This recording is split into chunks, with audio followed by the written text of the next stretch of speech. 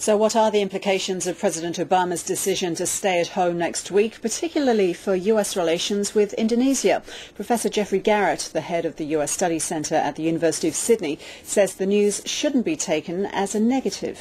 I certainly hope, Ros, it's not perceived that way.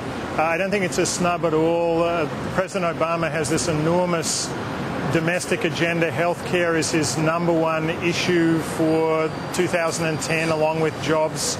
So he wants to be the first Pacific president. He tried as hard as he could to make this trip.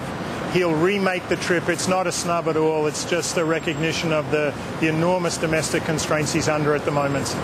Now, there have been protests involving a couple of thousand people in Indonesia against his visit. Are his opponents going to be able to take advantage of this delay?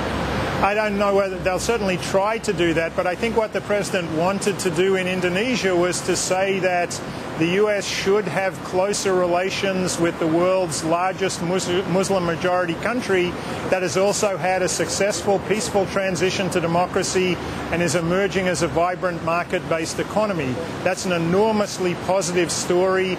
Indonesia is probably the most important country that Americans know least about. Obama is committed to changing that. And when he does come to Australia, what will President Obama want to get out of his trip here? I think at the moment, certainly, the agenda would likely be more economic and trade-based than political-military. The Australia-US political-military alliance is rock solid.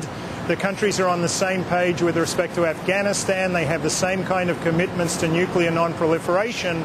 What President Obama wants to say is that he wants to revive trade. The US-Australia free trade deal, he would say, has been a real success, and it might be a platform for bigger Asia-Pacific regional free trade, with a new acronym, TPP, the Trans-Pacific Partnership, being an increasing part of the story, I would expect. Geoffrey Garrett, thank you. You're most welcome, Ros.